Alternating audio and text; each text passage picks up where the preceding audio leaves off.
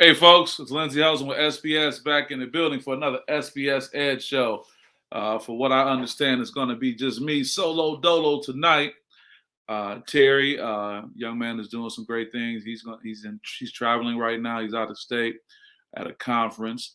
Orlando has some things going on as well. But hey, you can't rock solo dolo. You can't really rock. So I'm happy to be here on behalf of the SPS Edge crew. I definitely do welcome your comments. We got a great lineup, even still. Knowing Terry and Orlando, they're gonna want some get back. They're gonna want to get some of this later on. So without any further ado, we'll get right into what's going on. Today definitely was a good day. It was a Big Ten Media Day, and although I won't talk about that, I didn't make it down to Chicago. I know the University of Michigan really made headlines with their talk of family, how Coach Juwan Howard is always at the girls' practices and games when time allows, and just the same as their coach. Got my guy Wu Payne checking in. My guy, nah, man, congratulations are in order. New dean of students heading over to your new role. I saw your post today. Congratulations, brother. That's a good thing, man, when you can move on and go on and help others and leave a positive trail, man. But I appreciate you. We're going to get right into some basketball, man. One of the topics we have today is Kyrie vaccine or no vaccine Irving. Uh-oh. Now, I've really been trying to stay out of the controversy that now comes with talking about vaccine or no vaccine. You are definitely welcome, man. Well deserved. Terry McCord is checking in from a distance. He said, I miss you. I'll be back. We got you, TJ. So proud of you, man. I know you're doing your thing, man. You might come back with a whole new podcast deal when you get back here, man. But we appreciate you. We're going to keep pushing. You know, we're talking about Kyrie Irving and his decision to not take the COVID-19 vaccine. And the reason that is becoming a problem for him is that some 90+% of the NBA has taken the vaccine. But because Kyrie Irving is employed in the state of New York, there is a requirement for him to be vaccinated to work.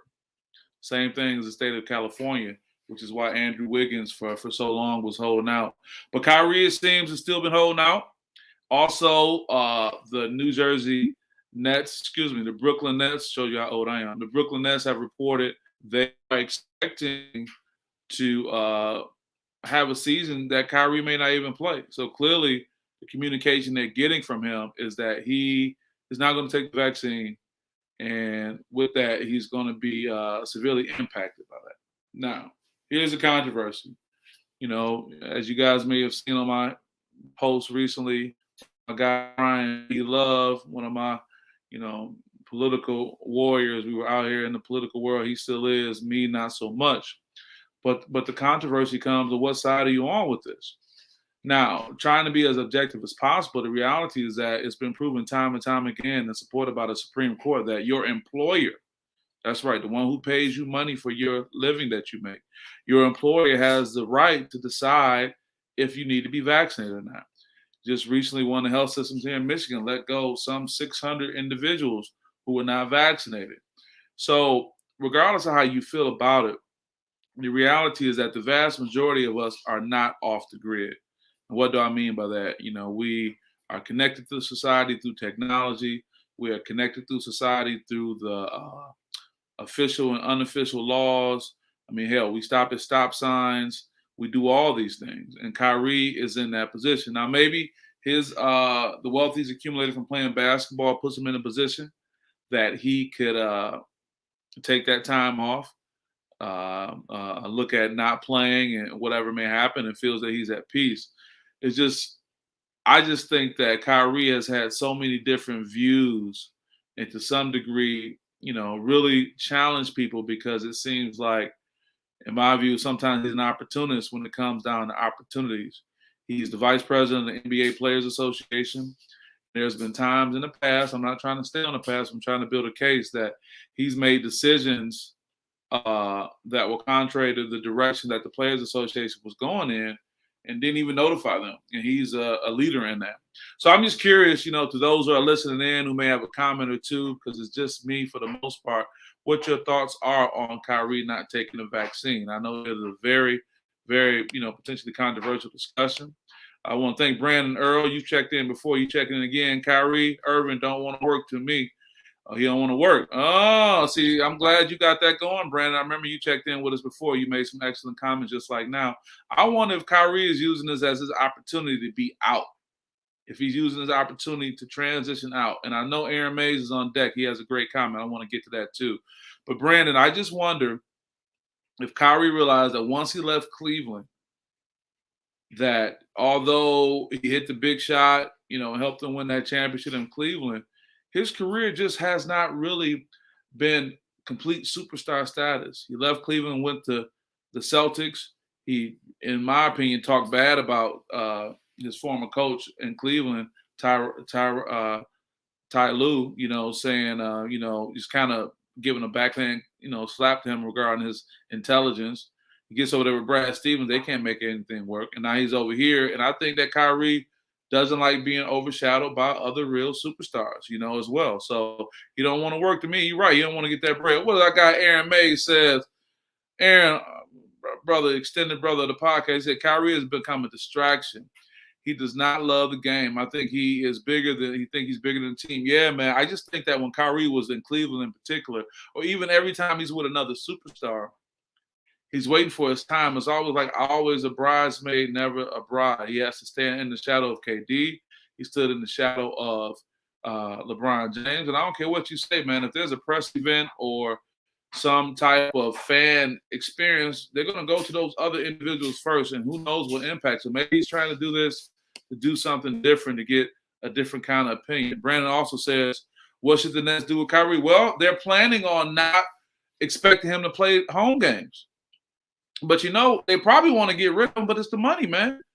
Brandon, you got to, the one thing we got to keep in mind is the business of this, which is why we even having this discussion, is that what can they get for him? If they release him, what are they going to get for him? How are they obligated to pay him? What are the clauses in this contract that say if he can continue to still get paid based on this? Is this considered a moral issue or whatnot? Very good point.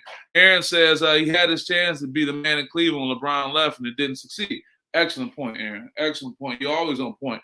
And I just think that speaks to when he was gone, he thought he was going to have a chance to be that. But being a man is a hard thing. And maybe he can't handle that. I mean, maybe it's even a thing about physical size. I mean, Kyrie is one of the most dominating guards in the game. But it just could be that, unlike the Steph Curry, he just can't carry the load. He just can't do it. But I think it's all these other things that come up to where it's like, dude, what's really happening? Tay is checking in. Oh, so wait a minute. Before I get to Tay, Aaron said the Nets should cut their losses, let Kyrie go. I'm sure they will be open to that. And I'm going to have to do some more research, Aaron. But I just really wonder what the financial disadvantage would be. What do they get for him? I mean, he was a major component. He's their, major part of their big three. So I would think to a degree, almost a third of their salary cap, was going towards him. And what does his contract say that he can do? Tay Anderson in the building representing the West Side. Tay says, so if I was Kevin Durant, it was better off staying with Steph Curry. I trust Curry. Yeah, I wonder, hindsight is 20/20. That's a good point. But Tay, you talking about KD, but I wonder if if you're talking about Curry, but I think the issue was really with Draymond. Yeah, true indeed. They went on a podcast and they said what they said to try to make it buddy, but I didn't get it like that. I just thought that KD, from my experience of watching documentaries, I don't know him personally. I know people who do know him personally. I don't know him personally. But KD is not an aggressive type of person. So, and you're getting kudos on your point. Tay made an excellent point. Yeah, I agree. I don't take Kevin Durant to be an aggressive person. He may come off that, and I think we see his passive aggressiveness in the way of how he deals with his burner accounts. He'll get on Twitter and go off on you, under an assumed name.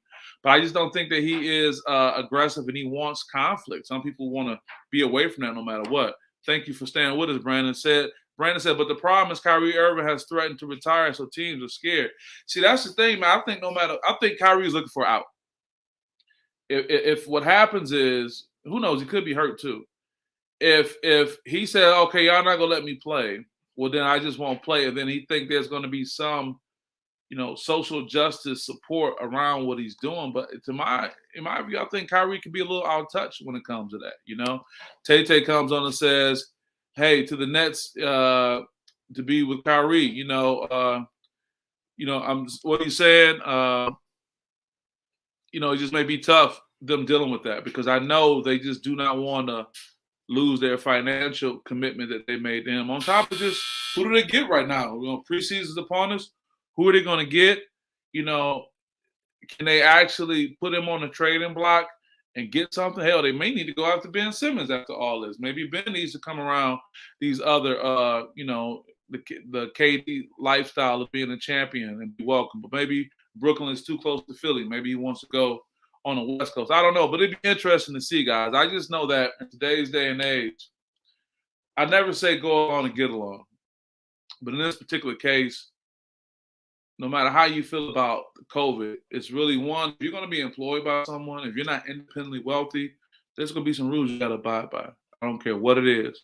I don't care how independent you are, what you feel, but if you are letting someone else sign your check, you got to abide by those rules. And the other part of it is, if you are your own person, you still have a boss, which is your customer. Aaron says the difference between KD and Kyrie is that KD loves the game. Kyrie does not want to share the spotlight. I think you hit the nail right on the head. And that's the part that no one is really coming on to address is like, Kyrie is like never been in complete full bloom. It's like even when they won that championship, and I noticed this. JR was being JR. Shout out to J.R. Smith. And we're going to be having a YB Greek conversation at Western Michigan University Sunday, October 17th. And but when JR took his shirt off, Aaron, Kyrie was right there like a mini JR. I was like, dude, that's what JR does. So I take that as he's always been trying to find his way. And we got to realize, man, what was that? What you say? You heard a rumor of Ben Simmons for Kyrie. Was that bad for bad? Like that? Oh man, it could very well be. But I just think that my assessment of Kyrie Irving from the distance that I am, I don't know him, but there could be some things going on. There could be some things going on that are not addressed because you got to think about it. I mean, how many issues has there been even before COVID? When he walked away from the game and they couldn't get with them. So I think they got this idea, but it could very well be he doesn't have the ability to say, I want to be done on my own, but he's like, there's nothing else I really can do. And he may see the writing on the wall because if those guys come in, Kevin Durant and James Harden, they win a championship, who's going to get the accolades? Who's going to get the accolades? And in this day and time, when we talk about a term I'll be introducing more and more from a sports psychology standpoint is athlete identity foreclosure. It could very well be that Kyrie is not seeing his success as the superstar he was expected to be or wanted to be. So he's trying to deal with these other social justice issues to give him a platform. Hoopballer Scoop is in the building. 18 former NBA players arrested and charged. I read that. Oh, man. Fairly defrauding the NBA's health and welfare benefit plan out of $4 million. Yo, I read that right before I came on the show. It's not a good look. Glenn Davis, Shannon Brown, I want to say Allen Anderson, Chris Douglas. Oh man, Will Bynum. It was not a good look. One of their wives. It's not a good look. Thank you for sharing that too. They were basically falsifying documents to say that they were getting chiropractic and dental services, but they weren't smooth with it. They said what really tipped the feds off, because the FBI are in on this. The feds said that they saw 6 of the same root canals done on the same day on the same 6 teeth. So they were just reproducing the same documents. Guys walked away with $300,000, $200,000, $100,000. And the person who put together was getting like $55,000 as kickback. It's not a good look. Many of them have been arrested. This is actually breaking news. And Hoopballer Scoop, I thank you for bringing that up. It's just not a good look. And I think society is going to be less supportive of these guys because all in all, these guys have made $46 million in the NBA. And whether it's being addicted to the lifestyle and the money and the cash, or just looking at it like, hey, this is just another scheme we can get over on, we'll never get caught. It's not a good look. I want to see what's going to happen. And I don't know, man. Why do players do this? I don't know, man. Why do we keep eating when we know we've had enough. I'm not justifying it, but I'm talking about, you hear those terms. You remember in the movie Paid in Full, when Mitch was like, I just love it. I just love it. I think that there's an addiction to being able to get large sums of money. I think a lot of these guys that we mentioned aren't names that we know that are still in the NBA making, large NBA money. So I won't go as far as to say it's a financial challenge, but they want to be able to get stacks on stacks on stacks like they've had. It's the elitism to say, I won't get caught, and if I get caught, what would they do? So far, the feds have ran up on them and asking for the money back, and the guys are saying they don't have it. Now, they could just be saying they don't have it and it's sitting in the ground somewhere, but it's really unfortunate, man, because they live a lavish lifestyle. And whether they haven't been able to manage their money like they need, it's not no judgment coming from me. It's just sad. And I think it's going to be very difficult to get any type of sympathy for these guys. And I think they may be used as examples. So there's potential that, you're going to throw the book at these guys, man, potentially. So that's unfortunate. So what I want to do, guys, I want to take a quick break. I'm going to come back and talk a little bit more about the WNBA playoffs. I know we all want to keep an eye on that, staying with the NBA. So let's take a quick break. I want to thank our sponsors. My guy, Horatio Williams, always keeping it together. We had a great showdown there at his place with the mental health roundtable we put together that was sponsored by Gilead as well. And I know my guy, Orlando Watkins, is putting some things together for the basketball that's going to be coming up soon there. And when we come back, we're going to talk about Hoops Hype, getting some things together with the WNBA, the playoffs, which are coming. But before that, let's take a commercial break from Team Michigan.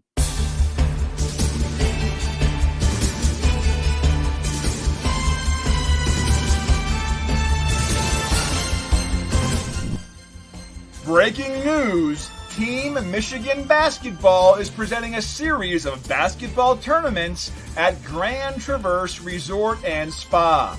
Get your teams registered today. The first tournament in the series is coming this Halloween weekend. Visit basketball.com or teammichiganbasketball.com for more information. That's right. Basketball is coming. Still talking basketball, but we're going to get right into the WNBA playoffs. I want to thank Hoops Hype for stopping in. Appreciate you guys stopping in and what's going on. And what we're going to talk about now is, as I get this off, salute to Candace Parker coming back home to Chicago at 35 years old, leading her Sky team to the WNBA Finals. That's outstanding, man, as far as what is going on. Hoops Baller Scoops is saying, so happy for Candace Parker getting back to the finals. Did you hear a speech after the game? A tearjerker? No, I have not heard the speech, but that's what's going on. It's going to be Candace Parker in the Sky, and they're going to be headed on down. This is Candace Parker in the Sky right here. And I know there's more than one person on the Vegas Aces, but I want to shout out to Liz Cambridge. She's been through so much and been doing so much, and they're steady pushing, trying to make their way back, along with going against the Mercury, whatnot. But they had to win the other night too. WNBA is really getting its props. I think that's a good thing. I wonder if you guys think that with the Sky kind of locking in the finals right now, do you see them as a favorite? Candace Parker hoisting the MVP trophy. And what will this do for women's basketball overall? I wonder. I think the whole world has been tuned in even more to what's going on with the WNBA, and I just wonder what this is going to do. Any thoughts or any comments on that? Normally I would go to my guy Terry or my guy Orlando, but that's okay. I want to keep an eye out on what's happening with the WNBA. You wonder if the support they're getting is going to lead to some more naming rights, more opportunities. And you wonder if, name, image, and likeness would be able to help these young ladies fare well. I want to say Azia Fudd, who is on her way to UConn, one of the best young ladies in the country. She just did a name, image, and likeness deal with Chipotle. Oh, she rocked her head. I'm sure she could get a Chipotle gold card where she can have anything she wants anywhere she goes, maybe her whole team too. So it'd be interesting to see how things go along with that. Aaron says, I think Las Vegas will win it all. Lambeer keep those big. Yeah, we got to shout out to Lambeer. Got to me and Lambert had a conversation years ago. It's back when I was with Governor Granholm's office, and I was still playing pickup ball and playing really aggressive and talking about winning. And he said, everybody hates a winner. Or everyone hates a winner. He said it was so much happiness. Yeah, we'll see, man. We'll see what they have in store, man. But it should be something good to watch. It's probably going to be a highly rated. Curious to know what the ratings are going to be like for this WNBA finals that'll be coming up pretty soon. And we'll see. I mean, you got a bad boy back in the finals still again, trying to get it done with the Las Vegas Aces, whatnot. But we'll see. But we always want to keep an eye out for what's happening with the WNBA. Want to give them their props. The women are coming to play. They're not playing with it. And here at the SPS Edge, so we want to keep supporting them and what's going on. Another comment right here. We welcome your comments tonight. Netta Johnson in the building. Hi, Netta. Deanna Taurasi and them blew that chance. Now that Vegas will win. But Vegas is a fave, but I think the Sky can beat the Mercury. Oh, okay. Where's Sexy Terry this week? Just messing with us. Terry's at a conference right now. I know you was playing last time, but no, that's cool. Terry's out here making moves. Terry in different time zones right now. He'll get back with us, though. He'll be back with us soon. I'm sure he'll be enjoying that comment. Yeah, but we'll definitely see what's going to happen. We'll keep an eye on the WNBA and everything that's happening with that. So speaking of Terry, what he normally would be doing right now, he'll be getting down on some college football, right? It's been so much going on with college football, and what a week it's been. Week 5, kind of can go back over that a little bit about the things that were happening in week 5. I mean, most notably, Cincinnati beat Notre Dame. Notre Dame had kind of been on the fringes, Aaron. They've been on the fringes, these close games all the time, it seems. But Cincinnati finally got their win over Notre Dame. I'm sure that place was packed. Cincinnati not being too far from Indiana and them making their way up there. It was the first time a top 10 road win that they ever had, referring to Cincinnati. That was huge. Also, Stanford knocked off number 3 Oregon in overtime. That was huge. I always tell my daughter about Stanford. That's maybe where she can go to school at. I try to have her hopes to be big, and maybe Daddy will come out to Cali and post up with her. But, yeah, they beat Oregon. It's just amazing how this season is. Oregon starts off with the big win over Ohio State, and then they get knocked off by Stanford. Nobody really saw that coming. Then Georgia put the smack down on Arkansas. Arkansas had a lot of momentum so far. They have been rolling really hard, 27-0. Didn't even let those guys score. So that's something. But Georgia's really been working really hard. Who knows? It could be a chance this Georgia's year. Let's check in on the comments. Aaron says Cincinnati will make it to the college playoffs. They have a solid team. Yeah, and I wonder if Lou Fickell, who passed on the Michigan State job, is looking at that being a good opportunity for him. 75 scouts went to Memphis Pro Day to check out Imani Bates and his Memphis teammates. 75 scouts. They're not messing around. They know where to go. And that sounds like that same John Calipari setup that they had. Imani Bates, don't know how big he's about to become. Yeah, he's going to be really big. He's going to be really big. And my only hope that he could just manage that pressure and what's going on. And let's hold that for a second. I just want to finish a few more things on the college football piece. It never will be the Terry standard, but at least let it be known. Also talk about the fact that Michigan went into Wisconsin, went into Camp Randall, and they beat the Badgers 38-17. And when they played the song Jump Around, let me tell you guys something. If you haven't had a chance, or if you ever get a chance to go to the state of Wisconsin, go to Madison, to a football game at Madison, which I've done before, when Michigan State played there a few seasons ago. And when they play that song Jump Around, and the place literally shakes. Understand me, your water will be moving like this. I was in the press box at the time, but those kids jump around and they move the whole stadium like a minor earthquake. So it's amazing. So the fact that Michigan and their new bravado, they engaged, they jumped around too. But that's what's happening in college football. Of course, Alabama put the smack down on Ole Miss 42-21. Coach Saban does not suffer his former assistants at all. He smacked them boys down real easy. Aaron, what did you say? I think Nebraska will upset Michigan this Saturday. Yeah, I'm concerned about Rutgers too. Rutgers is another team as they play Michigan State out in Piscataway, New Jersey. I made that drive a couple seasons ago to go out there. It was a great trip. Yeah, you got to be on the lookout, man, because when teams get to the point where they're winning, Aaron, it's almost like it's harder to stay focused sometimes. But hopefully they'll keep those guys locked in. Dion Who's page today was Big Ten Media Day in Indy. They got Michigan preseason #1 and Michigan State 6. Any thoughts? Sounds about right, Dion. I mean, it sounds about right. I was at the Michigan State open practice, and for me right now, it just does not seem like they have, a team that can be dominant. I just don't know who's going to step up and be a leader. I know Gabe, by default, is a leader. He's a captain. Malik is too. But just who's going to have that dominant attitude to carry them through? Their new point guard transfer may end up being that. But yeah, I know today was Big Ten Media Day, today and tomorrow. It's always a good thing going on out there. Yeah, you're right. MS, you better watch out for Rutgers. And better not overlook Rutgers. I think they know that. And Rutgers has been on the doorstep, so they couldn't get Michigan. So, they'll do their best to get Michigan State. Dion says, yeah, Kentucky and Calipari did start those pro days. Calipari is a trendsetter for you. Yeah, I think it's easy to pick up on the pro days that we're referring to, talking about the 75 media persons that Baller's page was talking about that were at Memphis's pro day.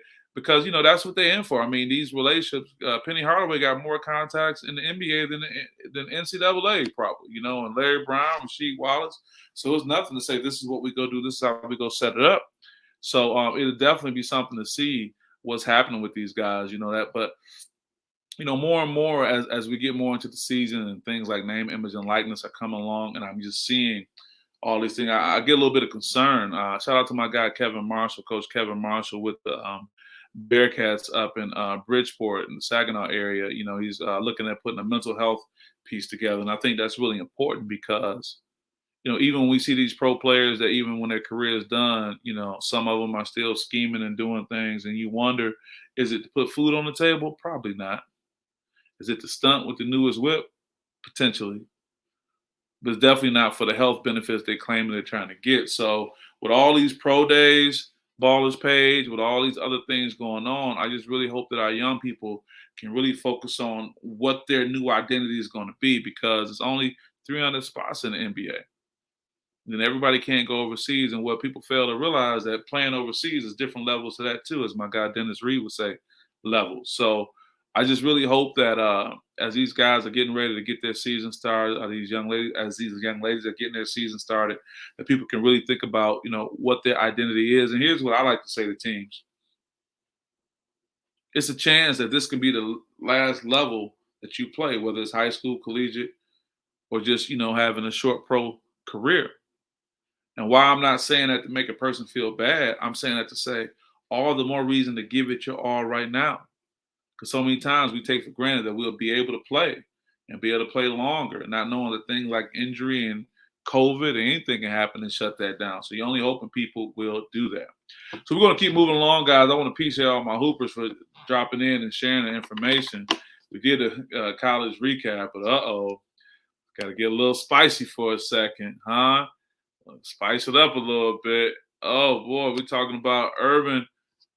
One night stand, an urban night stand. Oh, Irving Meyer. What's up, man? Got his drink in his hand. Young lady with him. Clearly, by looking at the hair, that young lady is different from the one that's to the left of what I'm looking at, the bar stool. I don't have any other visuals, but I did see what I saw.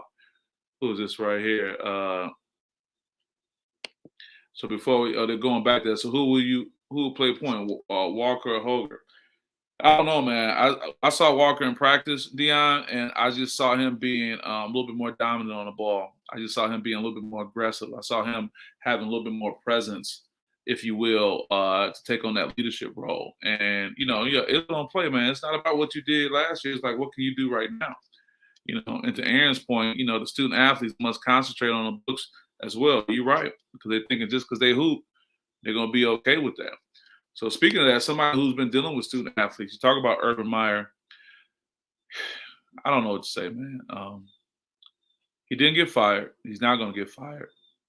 And the only reason this becomes a little controversial for me, because as we'll say in the next segment when I bring up someone else, imagine this young man that's here in this scarlet sweater, this Ohio State sweater, got the young blonde over there on his lap, and he did, in fact, put his hand up her butt. I mean, his video showing that. But just imagine one thing, as they said in the Time and Kill. Imagine it was this guy doing it. That's right. Imagine it was good old Jim Caldwell with a young lady up under him like this and him rubbing his hand around. I shouldn't say imagine. We already know. Aaron says, Urban has been clowning since Florida. He can't help himself. I feel embarrassed for his family. I just think the family is over it. I think the family is over. His wife said, yeah, Urban needs to let off some steam. I just think that there's a double life. He does what it does. But here's what I'm getting at, man. What's the double standard? Could Jim Caldwell, when he was the coach of the Lions, would he still be employed? If that video had surfaced and it was him, everything stayed the same. I'm talking about the ethnicity of the young lady. Everything stayed the same. Would Jim Caldwell still have a job? Would the pundits be saying he's a horrible role model? I haven't even heard nobody talking bad about Irving. Must have missed it. He trying to get fired to get the USC job.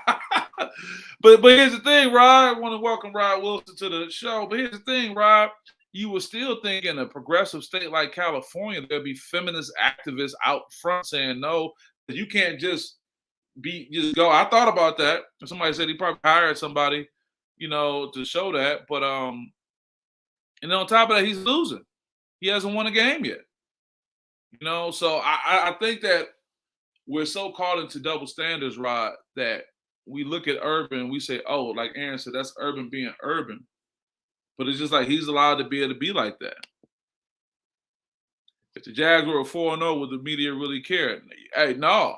They'll be making all kind of excuses for him. And I think, in my view, the media silence is making excuses.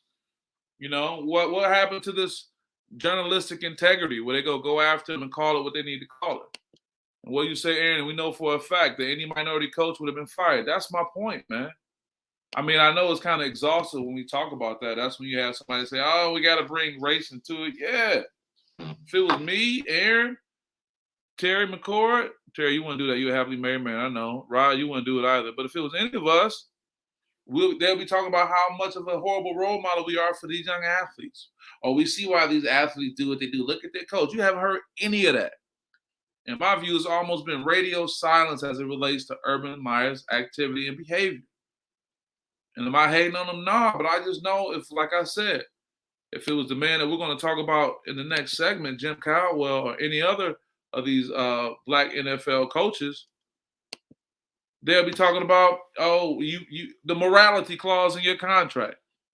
That clause they have, they just say if it's something that just don't look right.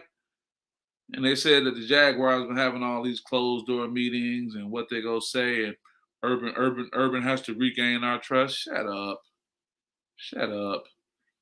You're like, I just got caught. Next time I'm gonna make everybody come off their cell phone. You know what I'm saying? So it is what it is. Must be nice. You can do what you want to do, still keep your doggone job. I mean, come on, dude. And if you've seen the videos, I mean, in all fairness, the old girl, she was doing her thing. But it seems like this would be enough for him to not have his job. And I think this is another person. So it's already telling you how he's getting down. Is it illegal to flirt? No. But from a moralistic standpoint, a married man, leader of a professional football team, there should be some expectations how you conduct yourself. Again, I know that the brothers I got on my timeline right now, if we were the head coaches, it'd be expected of us. You go ask any other black head coach, would you do what Urban did? They'll say heck to the no. But that's the world we live in. See how it is, and deal with it accordingly. What you say, sports shows have been talking about it, but just Facebook. Yeah, I bet they have. They got to talk about it because it's trending. But they ain't going in. They ain't on that. And another thing, they got to talk about it because it's news. Because the other thing, too, I just think nobody wants to fall out of good grace with Urban Meyer. Urban is still a man. Look how he's navigated. I mean, he's still doing this thing. He can do whatever he wants, and then people let him do whatever he wants. But that's privilege beyond whatever, we've ever seen before. And you wonder, and I would never wish for any person to have an issue come up or something happen that we have to prove this fact, that a minority coach would be in a similar situation and we have to compare it to that. But then how many times on social media have we seen the picture with one image next to the other and say, hey, these two aren't the same? But it is what it is. I think at the end of the day, the people who really lose out, and I won't go as far as to say his family, because I think his family's been known. I mean, since his daughter was a senior in high school, her senior day, her coach walked her out. Her volleyball coach walked her out because Irving wasn't there. So it's always been that. And I can only imagine the life of a coach's family. You know, coach is always gone. If anybody's gone, football coach is always gone. So that was, another day in the life, of what's going on. So with that, guys, we can go ahead and move on to the next one. I appreciate you guys still checking in. Let's talk about the NFL. I mean, it's kind of to the same point, man. I mean, give me a break, man. What's up? Jim Caldwell, he got fired.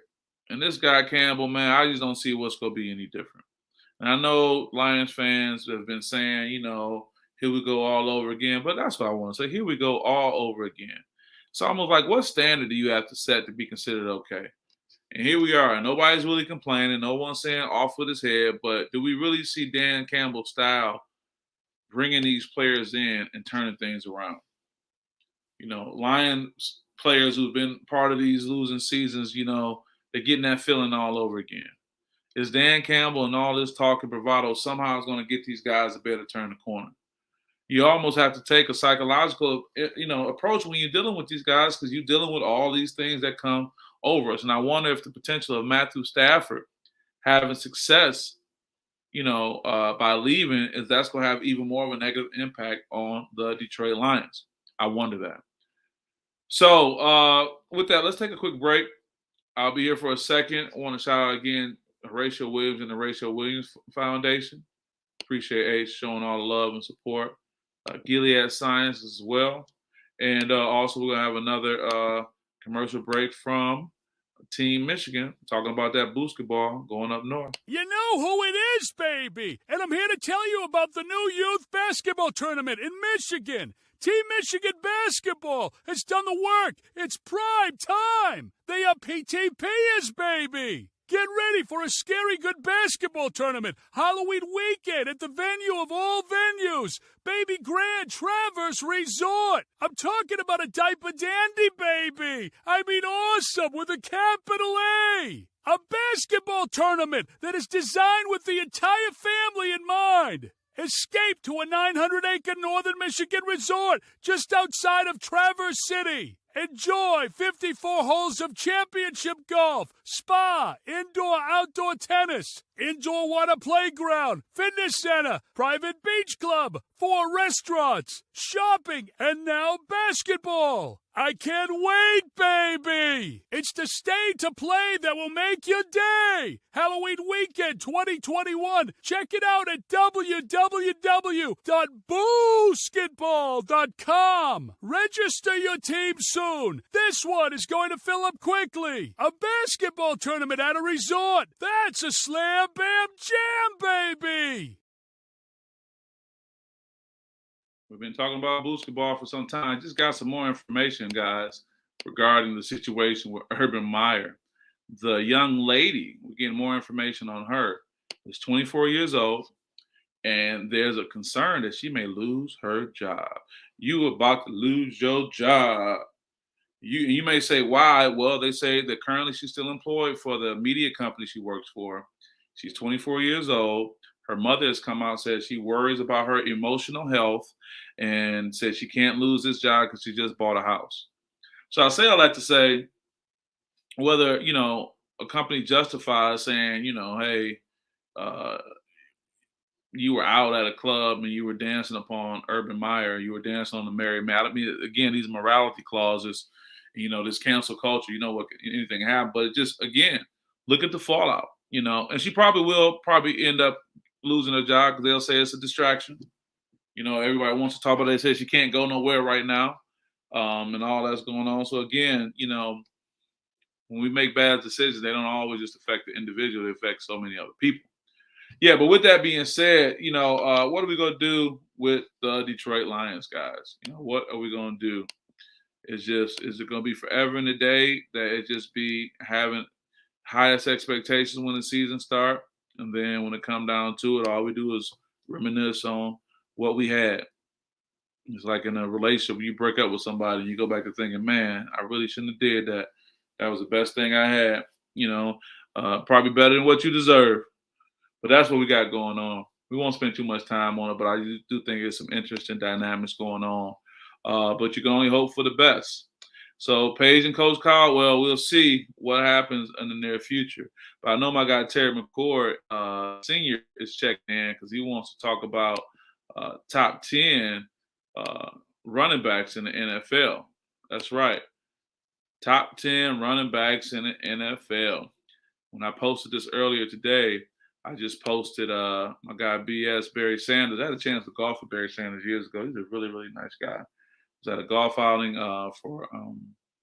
for Jason Richardson, and Barry came out. He was super cool. This was right when he was kind of working his way back to do things with the Lions, but gotta have Barry in there. So let's start with your list, Terry, that your son sent. Got here top 10 running backs. O.J. Simpson, number 10. All right. Emmitt Smith, number 9.